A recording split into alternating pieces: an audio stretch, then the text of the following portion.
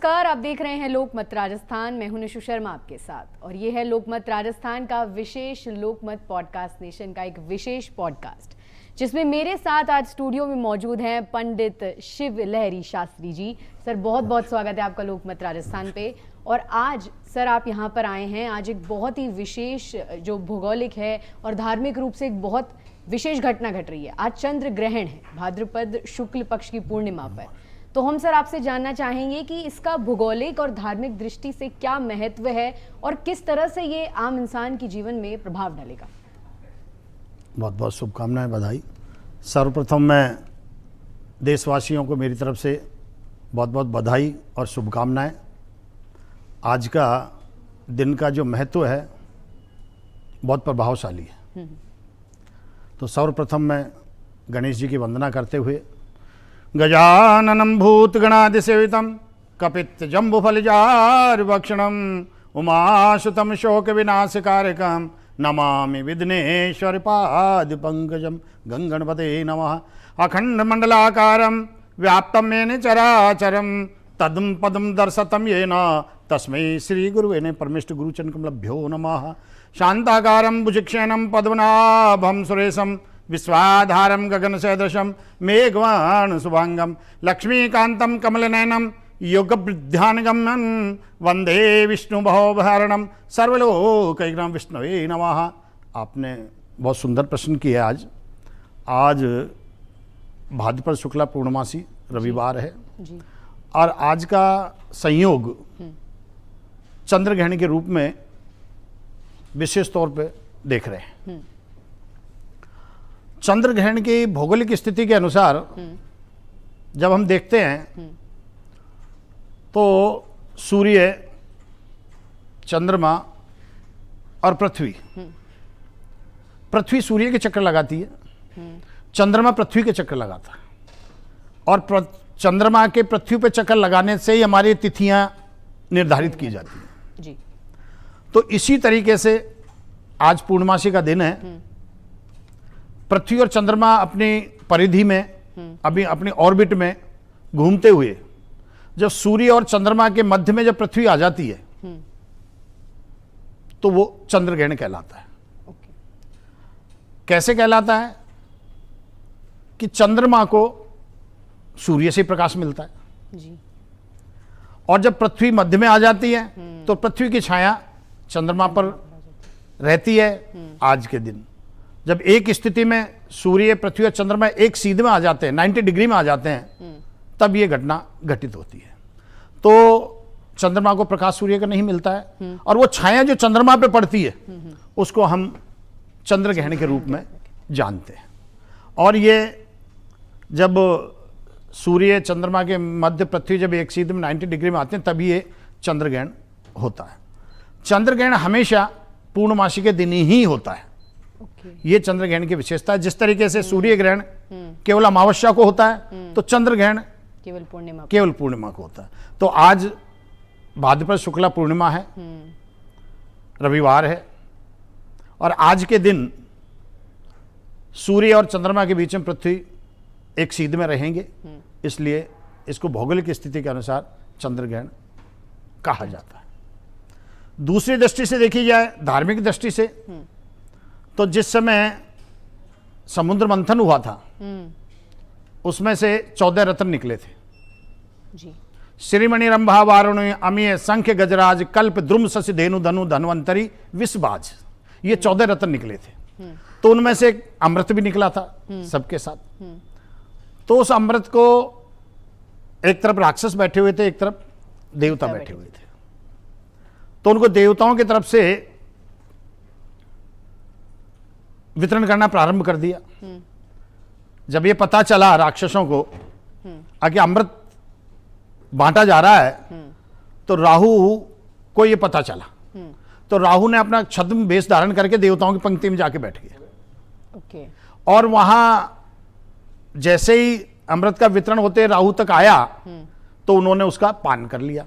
और तब सूर्य और चंद्रमा को मालूम चल गया कि राक्षस है और छद्म भेष से हमारे देवताओं के बीच में आकर के अमृत का पान कर रहे हैं। तो वहां विष्णु भगवान ने उनका सिर काट दिया चंद्रमा और सूर्य की कहने पर। काट दिया तो वो अमृत वो पान कर चुके थे। जब शीश कट गया तो शीश तो बना राहु और धड़ बना उनका केतु। फिर राहु केतु ने कहा कि हम तुम्हें इसका जो हमारे साथ आपने छल किया है इसको हम आपको शांति से नहीं रहने देंगे, आपको और चंद्रमा और सूर्य से कहा हम बारी बारी से आपको तंग करते रहेंगे। तो वो भी एक ग्रहण के रूप में माना जाता है। ये एक धार्मिक रूप से उस व्यवस्था को हम देखते हैं। अब आज के परिप्रेक्ष्य में या पूर्णमासी के परिप्रेक्ष्य में हम देखते हैं, आज भाद्रपद शुक्ला पूर्णमासी रविवार दिनांक 7 सितंबर 2025 में चंद्र ग्रहण प्रारंभ होगा और 8 सितंबर 2025 को ये समाप्त होगा। इसलिए इसको 7-8 सितंबर 2025 का पूर्ण खग्गास चंद्र ग्रहण के रूप में देखा जा रहा है, गिनते हैं। सर इसमें सूतक का टाइम क्या रहेगा, मतलब कब से चालू हो जाएगा सूतक? क्योंकि ये भी देखो ऐसा है, डाउट रहता है। आज रविवार 7 सितंबर 2025 रविवार को सूतक 12:57 से प्रारंभ होगा और मोक्ष के बाद में ये समाप्त होगा। ये है आज का जो चंद्र ग्रहण है। भारत में पूर्ण ग्रहण दिखाई देगा और ये ऑस्ट्रेलिया, यूरोप, अटलांटिक, अफ्रीका, इन सब में दिखाई देगा। सूतक इसका 12:57 दोपहर में शुरू होगा और ग्रहण का प्रारंभ 21:57 से प्रारंभ होगा। खग्रास चंद्र ग्रहण रहेगा और 23:01 से ग्रहण का मध्य होगा 23:42 पर और इसकी समाप्ति 24:23 पर रहेगी। ग्रहण काल की समाप्ति पूरे ब्रह्मांड में 25:27 तक रहेगा। इसका जो पर्व काल पूरा जो ग्रहण का पूर्व काल रहेगा वो 3 घंटा 30 मिनट तक रहेगा। अच्छा, जहां से स्टार्ट होके और जब तक ग्रहण समाप्त नहीं होगा उसका पूर्ण काल 3 घंटा 30 मिनट रहेगा। और ऐसा माना जाता है, एक धार्मिक व्यवस्था ऐसी है, अब जब से सूतक प्रारंभ होता है और जब तक ग्रहण समाप्त नहीं हो जाए तब तक कुछ मान्यताएं हैं। बच्चे, वृद्ध या जो असाध्य लोग हैं उनको छोड़ करके कुछ नियम बनाए गए। अच्छा, अकिन में जहां तक संभव हो किसी चीज का ग्रहण नहीं किया जाए, भोजन भी नहीं करें, केवल प्रभु का संकीर्तन करें, जिससे कि ग्रहण का आध्यात्मिक लाभ मिल सके, ग्रहण का प्रभाव कम हो सके। तो इस तरीके से इस ग्रहण को हम इस दौरान सर और क्या क्या पूजा की जा सकती है? क्योंकि ग्रहण रहता है, जैसा आपने बताया भी कि खाना ग्रहण नहीं करने के लिए कह रहे हैं, तो कैसे अपने आप को आध्यात्मिक चीजों से कोई भी व्यक्ति लुप्त रख सकता है इस दौरान? देखो ऐसा है, बहुत अच्छा क्वेश्चन किया आपने। ग्रहण के दौरान वैसे सूतक लग जाए तब से ही मंदिरों में भगवान के पट बंद हो जाते हैं जी। पूजा पाठ नहीं होती, लेकिन स्वाध्याय, संकीर्तन, भजन ये प्रभु के किए जाने चाहिए। इस वर्ष जो चंद्र ग्रहण है वो पूर्व भाद्रपद नक्षत्र में कुंभ राशि पर घटित हो रहा है। अच्छा, पूर्व भाद्रपद नक्षत्र कुंभ राशि पर यह घटित हो रहा है और उनके लिए विशेष सावधानी बरतने की आवश्यकता है। अच्छा, कुंभ राशि वालों के लिए,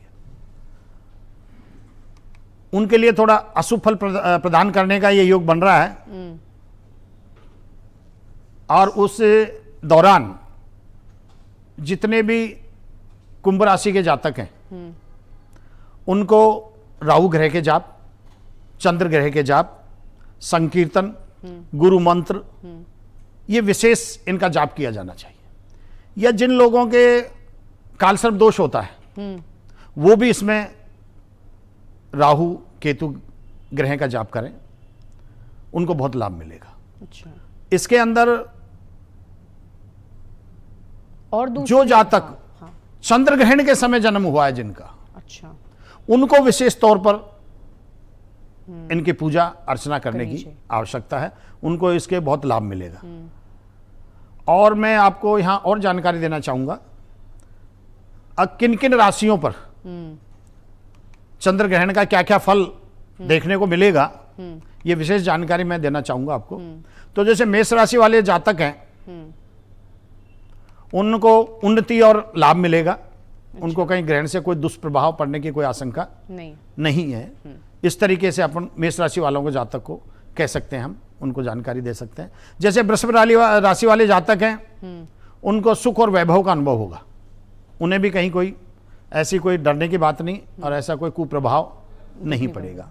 ठीक इसी तरीके से मिथुन राशि वालों को एक मान हानि का भय रहेगा। कहीं भी किसी भी क्षेत्र में वो कहीं मान सम्मान में उनको कहीं चोट पहुंच सकती है, इसलिए उनको सावधान रहने की आवश्यकता है। इसी तरीके से हम कर्क राशि वाले जातकों को एक सलाह देना चाहते हैं। अगर उनको कहीं कष्ट का अनुभव, शारीरिक कष्ट का अनुभव किया जा सकता है, तो क्योंकि कर्क राशि चंद्रमा की राशि है। जब चंद्रमा ही ग्रहण में रहेगा, ग्रसित रहेगा, तो कर्क राशि वाले भी शारीरिक कष्ट का अनुभव कर सकते हैं। तो उनको विशेष तौर पर जाप, पूजा, अर्चना करनी इस दौरान चाहिए। ठीक इसी तरीके से सिंह राशि वाले जातक, उनको यदि वो शादीशुदा हैं तो दाम्पत्य जीवन में उनको सामंजस्य बिठा के चलना चाहिए। उनके कहीं कुछ वाद विवाद होने की संभावना बढ़ जाती है। ठीक इसी तरह कन्या राशि वाले जातक जो भी हैं, उनको ठीक रहेगा, कार्य सिद्धि का योग बनेगा। उन्हें कहीं कोई ऐसे कोई कुप्रभाव की आवश्यकता नहीं रहेगी, ऐसा हम जान पाते हैं। ठीक इसी तरीके से तुला राशि के जो जातक हैं, उनको थोड़ी चिंता पीड़ा रहेगी, थोड़ी टेंशन का भाव रहेगा। तुला राशि जातक वालों को थोड़ा सावधान रहना चाहिए और उन्हें भी इस दौरान पूजा करने की आवश्यकता है। तो इस तरीके से अब आगे बढ़ते हैं हम वृश्चिक राशि वाले जातक। तो वृश्चिक राशि वाले जातकों को थोड़ा रोग का बोर है, माने कोई बीमारी हो सकती है। अच्छा। उनको कहीं बीमारी का, तो उनको अपने अच्छे से खान पान रखना चाहिए, डॉक्टर की सलाह में चलना चाहिए और उनको अपने स्वास्थ्य का विशेष ध्यान रखने की आवश्यकता है। ठीक इसी तरह धन राशि वाले जातकों के लिए बहुत अच्छा समय है। उनको धन लाभ का योग बना हुआ है, तो उन्हें कहीं से धन लाभ की व्यवस्था हो सकती है। उन्हें कहीं चिंता करने की जरूरत नहीं है। ठीक इसी तरीके से मकर राशि वाले जातक, उन पर कुछ खर्चा अधिक होने का संभावना बनेगी। अगर कहीं किसी विषय पर वो कार्य में पैसा खर्च उनका हो सकता है, तो वो थोड़ा ध्यान रखें, समझ करके अपना पैसे को खर्च करें। जहाँ उचित समझें, व्यर्थ में पैसा खर्च न करें, ये विशेष ध्यान रखने की मकर राशि वाले जातकों को आवश्यकता है। ठीक इसी तरीके कुंभ राशि वाले जातक, जो पहले मैंने आपको जानकारी दे चुका कि पूर्व भाद्रपद नक्षत्र पे तथा कुंभ राशि वाले जातकों पर ये ग्रहण है, तो उनको विशेष सावधानी बरतने की आवश्यकता है। उन्हें दुर्घटना का भय हो सकता है, तो वो सावधानी पूर्वक बाहर निकलें, या गाड़ी ड्राइव करें तो ज़्यादा तेज स्पीड में न चलाएं और एक अच्छे से ध्यान रख करके एकाग्रचित ध्यान से गाड़ी ड्राइव करें, बाहर निकलें, तो उनको दुर्घटना का भय बना रहता है। तो उसके लिए उनको सावधान रहने की आवश्यकता है। ठीक इसी तरीके मीन राशि वाले जातक, उन्हें भी थोड़ी सावधानी की आवश्यकता है। उन धन हानि होने की संभावना आज बढ़ी हुई है, तो उन्हें अपने पैसे को विशेष तौर पर ध्यान रखना है, कहीं व्यर्थ में कोई नुकसान न हो जाए। तो ऐसा ये ग्रहण काल का ये प्रभाव 12 राशियों पे हमने आपको जानकारी दी। सर, जैसे आपने बताया कि हर राशि पे क्या प्रभाव रहेगी, क्या क्या उनके संकेत मिलेंगे इस ग्रहण के बाद, तो सर ये बताइए कि अब इनसे बचाव का क्या तरीका हो सकता है, मतलब क्या उपाय किए जा सकते हैं ताकि कष्ट जो है कुछ कम हो जाए? हाँ, ये उपाय मैं अभी आपको जानकारी देता हूँ। अच्छा प्रश्न है। इसके अलावा एक बीच में एक जानकारी और देता हूँ। ये चंद्र ग्रहण से थोड़ी अनियमितता रहेगी समाज में। दक्षिण के जो भारत के राज्य हैं, आंध्र प्रदेश, उड़ीसा, महाराष्ट्र, इनमें कहूँ अराजकता, उपद्रव, कहीं बढ़ने की, वृद्धि की ऐसी घटनाएं होने की संभावना बनेगी। और भी मैं आगे जानकारी देना चाहूँगा, जैसे मुस्लिम देश हैं, उनमें कहीं आपस में युद्ध का भय बना रहेगा। अच्छा। ऐसी भी घटनाएं घटित हो सकती हैं, इसका कुप्रभाव यहाँ देखने को हमें ऐसा मिल सकता है। अच्छा। ठीक इसी तरीके से आज के हमें दिनचर्या के जो सामान हैं उनमें भी हम इनमें कुछ देख पाएंगे, जैसे तरल चीज़ हैं, घी है, तेल है, पेट्रोल है, डीजल है, दूध है आदि में तेजी होने की संभावना बनेगी। अच्छा। क्योंकि चंद्रमा तरल पदार्थों का प्रतिनिधित्व करता है और राहु और केतु से ग्रसित होते हैं, तो तेल वगैरह का जो प्रतिनिधित्व राहु करता है, दूध इत्यादि चीजों का चंद्रमा करता है। तो इस चीजों में इन चीजों में हम इस तरीके से इनको देख सकते हैं। ओम कुंभ राशि पे ये ग्रहण का जो पर्वतीय क्षेत्र रहने वाले जो लोग हैं उनमें चोर डाकुओं लूटपाट का इत्यादि भय भी बना रहेगा। अच्छा। और ग्रहण के समय एक सावधानी और मैं आपको जानकारी देना चाहूंगा। इससे पहले हमारे घर में एक कुशा होती है जिसको डाब भी बोलते हैं और कुशा भी होते हैं। कुशा को अपने हर एक घर के कमरे में, रसोई में, शयन कक्ष में, सभी जगह या अपने जो भोज्य सामग्री जो सूखी है उनमें डाल देना चाहिए, मतलब कुशा को रख देना चाहिए। उससे क्या होता है कि चंद्र ग्रहण का जो नकारात्मक प्रभाव है उससे बच जाएगा, उस पर पूर्ण प्रभाव नहीं पड़ेगा। कुशा उन प्रभावों से मुक्ति दिलाती है।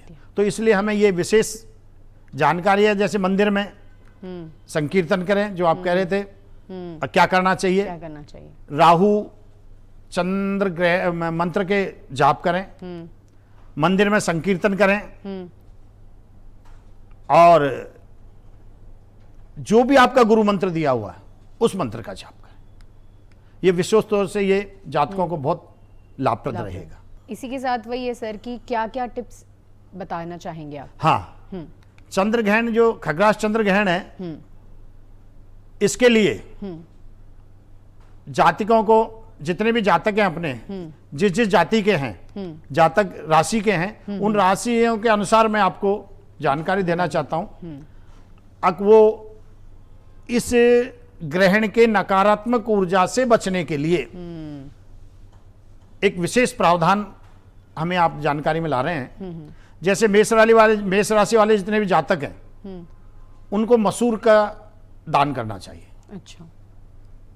लाल मसूर, काली मसूर 1.25 किलो कम से कम वो दान करें। उससे इनके कुप्रभाव से उनको बचा सकते हैं, बचना होगा या उनके नकारात्मक प्रभाव से उनको राहत मिलेगी। ठीक इसी तरीके से वृषभ राशि वाले जातकों को हम लेते हैं तो जो छोटी कन्याएं हैं, 9-10 वर्ष से छोटी जो उम्र की बच्चियां हैं, उनको भोजन कराएं, उनका सम्मान करें, श्रद्धा अनुसार उनको दक्षिणा दें। अच्छा। ठीक इसी तरीके से मिथुन राशि वाले जातक हैं, उनको चाहिए कि गाय को हरी घास खिलाएं, अच्छा, चारा खिलाएं, तो उनसे अपने ग्रहण का कुप्रभाव उन पर प्रभावित नहीं रहेगा, ऐसा मानना है।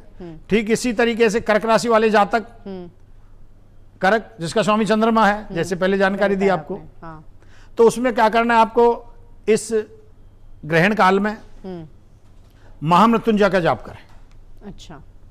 महामृत्युंजय का जाप करें, यथाशक्ति दीन दुखियों को खीर का भोजन कराएं। अच्छा। खीर का भोजन वो चंद्रमा से जुड़ा संबंध हुआ है। रखता है। हाँ। दूध से बनी हुई चीज खीर है, चावल और खीर दोनों ही दूध। तो इसलिए महामृत्युंजय का जाप करें या खीर का भोजन दीन दुखियों को कराएं। इससे चंद्र ग्रहण का कुप्रभाव आप पे नहीं रहेगा और इस तरीके से कर्क राशि वाले जातकों को अवश्य करना चाहिए। ठीक इसी तरीके से सिंह राशि वाले जातकों की यदि हम बात करें तो उनको पिताजी की सेवा करनी चाहिए। अच्छा। सिंह राशि वाले जातक। अच्छा। क्या है इसका जानकारी आपको मैं देना चाहूंगा। सिंह का मतलब सूर्य, और सूर्य पिताजी को प्रतिनिधित्व करता है। सूर्य मतलब पिता मतलब सूर्य, यानी घर का मुखिया, ये हमारे ब्रह्मांड के मुखिया। तो सिंह राशि वाले जातकों को विशेष रूप से अपने पिताजी की सेवा करें, यह बहुत जरूरी है।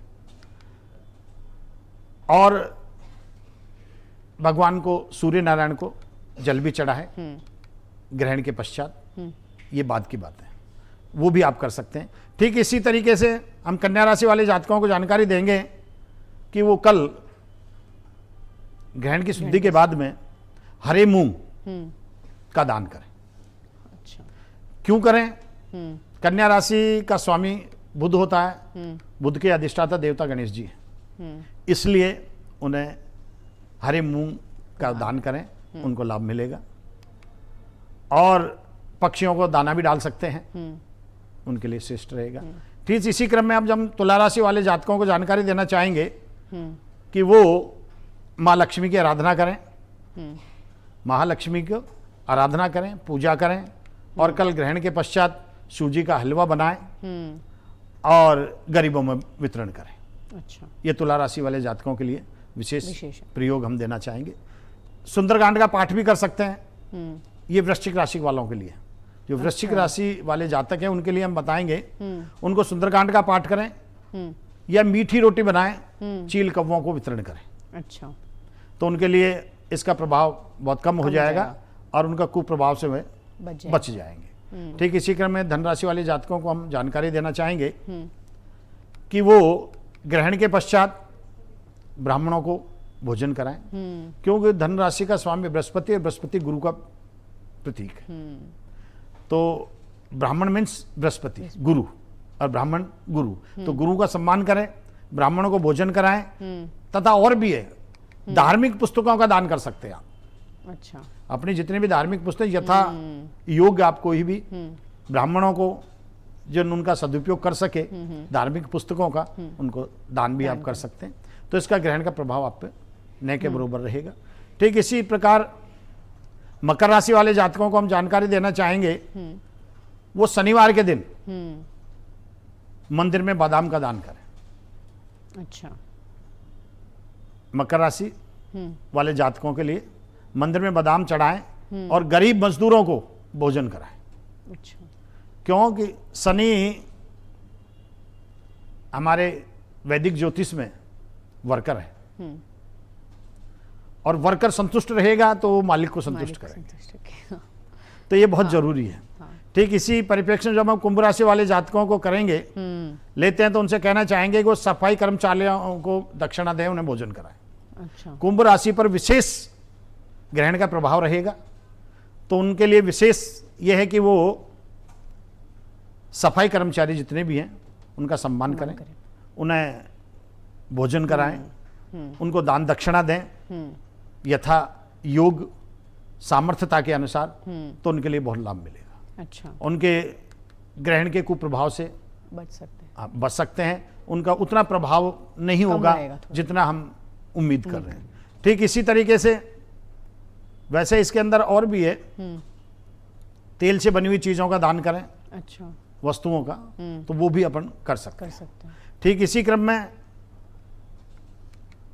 यदि कुंभ राशि वाले जातक ग्रहण काल में महामृत्युंजय मंत्र का जाप करें तो भी उनके स्वास्थ्य के लिए बहुत लाभप्रद रहे, क्योंकि कुंभ राशि पे ही फोकस है ग्रहण का। क्यों पूर्व भाद्रपद नक्षत्र में ये ग्रहण है जिसका कुंभ राशि है, तो उनको विशेष तौर पे आज पूजा अर्चना यानी ग्रहण काल में करनी चाहिए। ठीक इसी क्रम में हम हमारी मीन राशि आती है, और मीन राशि वाले जातकों को विष्णु सहस्त्र नाम का पाठ करना चाहिए। ग्रहण के पश्चात घर में शांति के लिए हवन कराएं, पीपल के पेड़ के नीचे दीपक जलाएं, तो उनके लिए काफी लाभप्रद रहेगा। अच्छा। तो इस राशि जिस तरीके से हमने आपको जानकारी दी, यदि अलग अलग राशि के जो जातक हैं अपने अपने बताए गए उपाय के अनुसार यदि कार्य करते हैं तो उनके घर में खुशहाली, सुख शांति, समृद्धि, व्यापार वृद्धि, आरोग्यता बनी रहेगी। और ये ग्रहण काल को उस तरीके से न लें कि ये बहुत खराब है, ये एक भौगोलिक की घटना है और ये घटित होती रहती है। इसको सामान्य तौर पे लेकर के धार्मिक आयोजन के हिसाब से अपने दान पुण्य करें, और चंद्रमा और राहु दोनों ग्रहों का जाप करें, तो ये उनके लिए काफी लाभप्रद रहेगा। आज के ग्रहण के बारे में ये विशेष जानकारी मैंने आपको सर मैं आपसे ना चंद्रमा ग्रहण की शुद्धि के बारे में भी थोड़ा कुछ पूछना चाहूंगी कि ग्रहण ओवर हो जाएगा जब, उसके बाद किस तरह से एक आम इंसान शुद्धि कर सकता है, क्या कुछ प्रयास कर सकता है उसके लिए? बहुत अच्छी बात आपने पूछी। देखो ऐसा है, ग्रहण के पश्चात जब मोक्ष हो जाएगा उसके बाद प्रातःकाल स्नान ध्यान करेंगे और आपका जो स्नान करने का जल है गंगा जल डालें, पंचामृत डालें, काले या सफ़ेद तिल आप डाल सकते हैं और स्नान करें। स्नान करने के बाद में पूरे घर में गंगा जल छिड़क करके सफाई करें। अपना जब विशेष तौर से मंदिर का स्थान होता है उस मंदिर में अच्छे से सफाई करें गंगा जल छिड़क करके। और जैसे लड्डू गोपाल या जिस पूजा घर में होती है, किसी के शिवलिंग है, कहीं लड्डू गोपाल है, कहीं राधा कृष्ण है, तो उनके सबके अच्छे से गंगा जल से स्नान करा करके सारे वस्त्र पोशाक चेंज किया जाना चाहिए और अच्छे से शुद्धि करने के बाद में भगवान को पूजा करें और फिर प्रसाद भोग लगाएं। ये वहाँ पूरे घर की शुद्धि करनी है गंगा जल से, पंचामृत से, और उसके बाद ही आप अपने रसोई में भोजन, रसोई की भी आप इसी तरह की शुद्धि करेंगे। रसोई की, पूजा घर की, अपने पूरे घर की, अपने सब की, और शुद्धि के बाद अपनी सामर्थ्यता के अनुसार दान पुण्य आपको अवश्य करना चाहिए, ये बहुत जरूरी है। बिल्कुल सर, चंद्र ग्रहण के बारे में आपने एकदम अच्छे से हमारे दर्शकों को बताया, राशि से रिलेटेड भी, उसका प्रभाव और उपाय भी। आज सर एक और विशेष दिन है, आज से श्राद्ध भी चालू हो रहे हैं। तो सबसे पहले तो मैं आपसे ये पूछना चाहूंगी कि हमारे बहुत सारे दर्शक ऐसे भी होंगे जिन्हें ये नहीं पता होगा कि श्राद्ध प्रारंभ कब से हुए, तो वो आप थोड़ा हमें बताइए कि जो श्राद्ध हैं वो कब से प्रारंभ हुए। सभी देशवासियों को मेरी तरफ से बहुत बहुत बधाई और शुभकामनाएं। विघ्नेश्वराय वरदाय सुरप्रियाय लंबोदराय सकलाय जगद्दिताय नागाननाय स्तुतियज्ञ विभूषिताय गौरी सुताय गणनाथ नमो नमस्ते गंगणपते नमः। गुरुर्ब्रह्मा गुरुर्विष्णु गुरुर्देव महेश्वरा गुरु साक्षात् परे ब्रह्मा तस्मै श्री गुरुवे नमः। परमेष्ठ गुरुचरणकमलभ्यो नमो नमः। देखिए ऐसा है, ये 7 सितंबर 2025 रविवार से श्राद्ध पक्ष प्रारंभ हो रहा है और इस दिन पूर्णमासी है। हमारा श्राद्ध पक्ष भाद्रपद शुक्ला पूर्णमासी आश्विन कृष्णा अमावस्या तक रहता है। ये हमारा पितृपक्ष कहलाता है। इस पीरियड में हम पितरों को स्मरण किया जाता है, हमारे पूर्वजों को, और उनको एक श्राद्ध, तर्पण, पिंडदान के रूप में उन्हें याद किया जाता है। और मैं आपको जानकारी देना चाहूँगा, श्राद्ध पक्ष महर्षि निमि हुए थे, उन्होंने सर्वप्रथम ये श्राद्ध किया था। तब से ये श्राद्ध की परंपरा हमारी प्रारंभ हुई। ये ब्रह्मा जी के वंशज थे और महर्षि दत्तात्रेय के पुत्र थे। सर्वप्रथम उन्होंने ही श्राद्ध की परंपराएं प्रारंभ की थी और तभी से हम सभी इस श्राद्ध पक्ष को मानते हैं। श्राद्ध पक्ष का मतलब एक सनातनी व्यवस्था एक हिंदुस्तान में है जो जीते जी और मरने के बाद भी हम सम्मान करते हैं हमारे पूर्वजों का। तो इसलिए ये श्राद्ध पक्ष पूर्णमासी से हम प्रारंभ करते हैं, जो कि भाद्रपद शुक्ला पूर्णमासी रविवार पूर्णमासी का श्राद्ध निकलेगा। सर मैं अब आपसे जानना चाहूंगी कि गया श्राद्ध का एक बहुत महत्व है, तो उसके बारे में हमें थोड़ा बताइए। ऊपर है सर, मैं निकाल दूंगा। देखो, गया श्राद्ध हमारे सनातन धर्म में बहुत बड़ा महत्व है। हमारे पितरों का तर्पण, पिंडदान गया जी जाकर के फल्गु नदी के किनारे पर वहाँ किए जाने का महत्व है। और वहाँ करने से ऐसा माना जाता है कि हमारे पितरों को संतुष्टि के लिए गया श्राद्ध किया जाता है। और वहाँ का महत्व हम भगवान राम जी से भी जोड़ करके देख सकते हैं। भगवान राम जी के द्वारा राजा दशरथ जी का गया श्राद्ध गया जी में किया गया था। एक समय श्राद्ध के प्रयोजन से भगवान राम, लक्ष्मण और सीता जी गया जी में गए और फल्गु नदी के किनारे पर उन्होंने राजा दशरथ जी का पिंडदान श्राद्ध करने का तय किया। और वहाँ गुरुजी ने कहा कि आप सामग्री लेकर के आए श्राद्ध करने के लिए, तर्पण करने के लिए। तो भगवान राम जी सामग्री लेने के लिए चले गए। उनमें काफ़ी विलंब हुआ आने में, तो सीता जी ने लक्ष्मण जी को भेज दिया, आप देख के आए और जल्दी लाएं, समय हो रहा है। क्योंकि श्राद्ध दोपहर में 12 बजे बाद ही निकाला जाता है। पितरों का समय, श्राद्ध का समय यही कहा गया है। फिर लक्ष्मण जी गए, तो लक्ष्मण जी काफ़ी समय के बाद नहीं लौटे और ज़्यादा विलंब होता देख करके गुरुजी ने कहा समय जा रहा है, श्राद्ध का समय निकलना, आप पिंडदान करें। तो माँ सीता जी ने कहा मैं कर सकती हूँ। बोला हाँ आप कर सकती हो। तो वहाँ गुरुजी ने माँ सीता जी के द्वारा राजा दशरथ का पिंडदान किया। अच्छा। और दशरथ जी ने उसे स्वीकार किया। ये सारा पिंडदान की कार्रवाई पूर्ण होने के बाद जैसे ही भगवान राम और लक्ष्मण जी वहाँ वापस पधार गए और उन्होंने कहा कि हम तो सामान लेकर के आ रहे हैं, सामग्री आपने पहले। बोलो गुरुजी ने कहा समय हो रहा है, पिंडदान करो। तो मैंने पिंडदान कर दिया। बोला ऐसे कैसे कर सकते हैं? नहीं, मैं नहीं मानता कि आपने पिंडदान किया। बोला आप देखिए, सीता जी ने भगवान राम और लक्ष्मण की अनुपस्थिति में किया। तो उन्होंने आप मुझे बताएं किसके समक्ष, किसके साक्षी में आपने पिंडदान किया? बोले मैंने फल्गु नदी, वट वृक्ष, ब्राह्मण देवता, तुलसा जी, गऊ और कौवा, ये मेरे साक्षी हैं। मैंने इनके सामने ही, इनके समक्ष ये पिंडदान किया है और महाराज ने आकर के उन्हें स्वीकार किया। बोला हम नहीं मानते, बुलाइए ना। तो सीता जी ने सबको बुलाया। तो फाल्गु नदी भी ने भी मना कर दिया, कव्वे ने भी मना कर दिया, ब्राह्मण ने भी और तुलसा ने भी और गाय ने भी।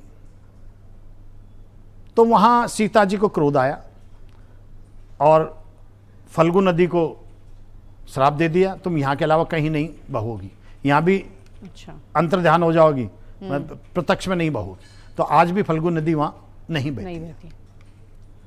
केवल वटवृक्ष ने साक्षी दी कि हाँ मेरे सामने इन्होंने पिंडदान किया। तो उन्होंने सबको एक तरीके से श्राप के रूप में दिया। ब्राह्मण को दिया, कभी तुम दक्षिणा से संतुष्ट नहीं होंगे। तुलसा जी को आप गया क्षेत्र में कभी पैदा नहीं होंगी। गऊ को श्राप दिया कि आपका पिछला हिस्सा ही पूजा जाएगा। कव्य को दिया तो हमने हमेशा छीना झपटी करके ही भोजन प्राप्त करोगे। अच्छा।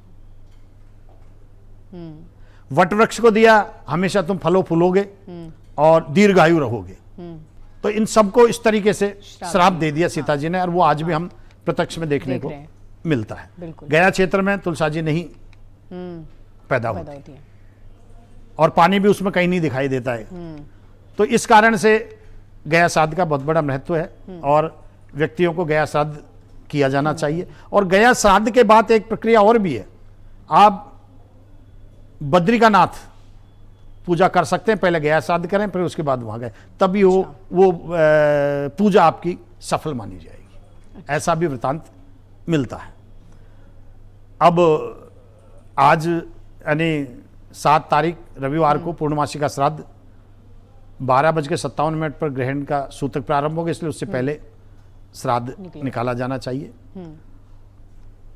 वैसे श्राद्ध का टाइम 12 बजे बाद होता है, लेकिन आज महज पूर्णमासी के श्राद्ध के दिन सूतक प्रारंभ हो रहा है, इसलिए पहले उसको निकाल जाना चाहिए। अब आपको मैं तिथिवार श्राद्धों के बारे में जानकारी देना चाहूंगा। प्रतिपदा का श्राद्ध 8 सितंबर 2025 सोमवार को निकाला जाना चाहिए। द्वितीय का श्राद्ध 9 सितंबर मंगलवार को निकाला जाना चाहिए। तृतीय का श्राद्ध और चतुर्थी का श्राद्ध दोनों अब की बार एक दिन यानी कि 10 सितंबर बुधवार को अच्छा। निकाला जाना। ऐसा माना जाता है कि श्राद्धों की तिथि कम हुई अच्छी होती हैं और नवरात्र की तिथि वृद्धि अच्छी होती है। अच्छा। तो इसलिए इस बार जो श्राद्धों की तिथि कम हुई है ये शुभ संकेत है, इसलिए ठीक है जनमानस के लिए। और पंचमी का जो श्राद्ध होगा वो 11 तारीख गुरुवार को निकाला जाना चाहिए। षष्ठी का श्राद्ध 12 सितंबर शुक्रवार को। सप्तमी का श्राद्ध 13 सितंबर शनिवार को निकाला जाना चाहिए। और अष्टमी का श्राद्ध 14 सितंबर रविवार को। नवमी का श्राद्ध 15 सितंबर सोमवार को। 16 सितंबर को दशमी का श्राद्ध निकाला जाना चाहिए मंगलवार को। और 17 सितंबर को बुधवार को एकादशी का श्राद्ध निकालें। अच्छा। ठीक इसी तरीके से द्वादशी का श्राद्ध 18 सितंबर गुरुवार को तथा त्रयोदशी का श्राद्ध 19 सितंबर शुक्रवार को निकाला जाना चाहिए। और चतुर्दशी का श्राद्ध 20 सितंबर शनिवार को। ठीक इसी तरीके से 21 सितंबर 2025 को देव पितृकारी अमावस्या रहेगी। उस दिन अमावस्या का श्राद्ध सर्वपितृ श्राद्ध 21 तारीख 2025 रविवार को निकाला जाना चाहिए। उस दिन श्राद्ध समाप्त हो जाए। इसके बाद 22 तारीख से नवरात्र प्रारंभ हो रहे हैं। सर इसके अंदर जो कौवा होता है उसका भी बहुत महत्व बताया जाता है श्राद्ध में। हम ऐसा मानते हैं कि अपने श्राद्ध पक्ष में आप जो भी भोजन निकाल रहे हैं अपने प्रिय पूर्वजों के लिए वो कौवे को बहुत खिलाया जाता है, तो पहले प्रथम उसमें, तो उसका क्या महत्व है? देखिए ऐसा है, जब हम श्राद्ध निकालते हैं तो पंचबली निकाली जाती है। अच्छा। यानी 5 जगह प्रसाद रखा जाता है। भोग लगाने के बाद, हमारे पितरों को भोग लगाने के बाद में एक भाग कव्वे का होता है, एक भाग कुत्ते का होता है, एक गाय का होता है, एक चींटियों का होता है श्राद्ध पक्ष में, एक अभ्यागत का होता है। अभ्यागत बिना बुलाए कोई अतिथि होता है, उनको ये दे। 5 भाग ये भोग के निकाले जाते हैं श्राद्ध पक्ष में। तो ये कव्वे का विशेष महत्व बताया गया। जो कौवा है गरुड़ पुराण के अनुसार ये यम का एक प्रतिनिधि के रूप में इनको माना जाता है। तो कौवे को हम श्राद्ध पक्ष में भोजन कराना अच्छा मानते हैं। दूसरा, इसके दूसरे परिप्रेक्ष्य में और हम जानकारी देना चाहें कि कौवा का ये पितृपक्ष में प्रजनन समय होता है। अच्छा। कौवा का पितृपक्ष में प्रजनन का समय होता है। तो वो प्रजनन के समय जो फीमेल कौवा होता है उसको भूख अत्यधिक लगती है। अच्छा। तो उसके उतना पर्याप्त भोजन उसको नहीं मिले, इसलिए हमारे पूर्वजों ने, हमारे विद्वानों ने, हमारे महर्षियों ने उनको धर्म से जोड़ दिया। अच्छा। अब पितृपक्ष में भोजन कौवों को दिया जाना चाहिए, उनकी जो क्षुधा पूर्ति अच्छे से उनका पेट भराई हो जाए और वो अपने प्रजनन के समय को आराम से व्यतीत कर सके। ये विशेष व्यवस्था हमारे पूर्वज करके गए हैं, जो आज तक हम उसका निर्वाह कर रहे हैं। और ये बहुत अच्छा क्वेश्चन था आपका। सर आज के समय में एक आखिरी प्रश्न है मेरा कि आज के समय में जो युवा होते हैं वो कहीं ना कहीं थोड़ा सा इन चीज़ों से दूर हो गए हैं कि श्राद्ध है या चंद्र ग्रहण है। तो लोकमत राजस्थान के माध्यम से क्या आप उन युवाओं तक के विशेष कुछ ऐसा मैसेज संदेश देना चाहें कि इन चीज़ों का महत्व आज के ज़माने में भी उतना ही है और बस हम दूर हो गए हैं? बहुत अच्छा क्वेश्चन किया। आज के परिप्रेक्ष्य में वास्तविकता में ये है कि आजकल हम एकल परिवार में बहुत महत्व रखते हैं या विश्वास रखते हैं, जबकि बहुत गलत है। पहले हमारा जो परिवार था संगठित था, एकत्रित होकर के रहते थे।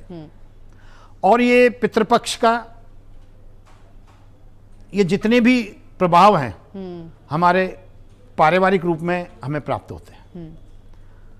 जब हम संयुक्त परिवार में रहते थे तो उसमें बच्चों को शुरू से ही ये शिक्षा दी जाती थी हमें किस तरीके से हमारे त्यौहार हैं, किस तरीके से हमें मनाना है, किसका कहाँ पूजा करनी है, कहाँ सम्मान करना है, कहाँ दान पुण्य करना है। तो ये संस्कार शुरू से ही बच्चों को मिल जाते थे। आजकल बच्चे एकल परिवार में रह रहे हैं तो शिक्षा नहीं मिल पाती है। दूसरा, दादा दादियों को संरक्षण नहीं मिलता है, जहाँ से ये वंशानुक्रम के अनुसार उनको वो शिक्षा दीक्षा हो सके। तो हमारा ये इस तरह का प्रभाव हमें देखने को युवा पीढ़ी में मिल रहा है। तो मैं उनसे यही कहूँगा कि हमारी संस्कृति को पहचानें, हमारे धर्म को पहचानें और हमारी क्या क्या व्यवस्थाएं हैं उनको समझने की कोशिश करें, जिससे आपको आध्यात्मिक लाभ मिलेगा, अपनी संस्कृति को पहचानने का लाभ मिलेगा और हमारे उद्देश्यों की पूर्ति भी हम कर पाएंगे। तो मैं तो आज की युवा पीढ़ी से यही कहूँगा कि वो श्राद्ध का महत्व भी समझें, ग्रहण का महत्व भी समझें, क्यों ग्रहण भी एक भौगोलिक घटना है और धर्म से भी हम जोड़ के देख सकते हैं। और भौगोलिक परिस्थिति तो ये है, उसको सबको माननी पड़े, विज्ञान है, और ज्योतिष भी पूर्ण विज्ञान है। तो दोनों को ही हम इस तरीके से देख सकते हैं। उनके प्रभाव हम पूरे ब्रह्मांड में देखते हैं, मानव जीवन पर भी उसका प्रभाव पड़ता है। और इसी तरीके से हम यही कहेंगे कि आप इसे समझें, देखें और इनके परिणाम को महसूस करें और आपको लगेगा कि हमें ये अपनानी चाहिए, माननी चाहिए।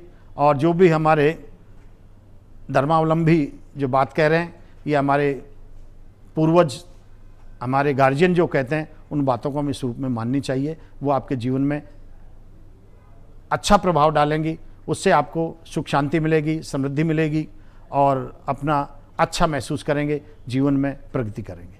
मेरी युवा पीढ़ी को यही संदेश है। बिल्कुल, धन्यवाद सर आपका। आपने बहुत अच्छे से चंद्र ग्रहण और श्राद्ध का बताया सभी दर्शकों को। मुझे लगता है कि इस पॉडकास्ट को देखने के बाद उनके मन में जो भी कोई सवाल रहे होंगे वो सब दूर हो जाएंगे। ये थे हमारे साथ पंडित शिवलहरी शास्त्री जी, जिन्होंने चंद्र ग्रहण और श्राद्ध के महत्व को बहुत ही बखूबी बताया। सर आपका बहुत बहुत शुक्रिया लोकमत राजस्थान पे पधारने के लिए। सभी देशवासियों को मेरी तरफ बहुत बहुत शुभकामना और बधाई। मैं पंडित शिवलहरी शास्त्री। आप ऐसे ही और इंटरेस्टिंग पॉडकास्ट के लिए लोकमत राजस्थान के साथ जुड़े रहिए। धन्यवाद।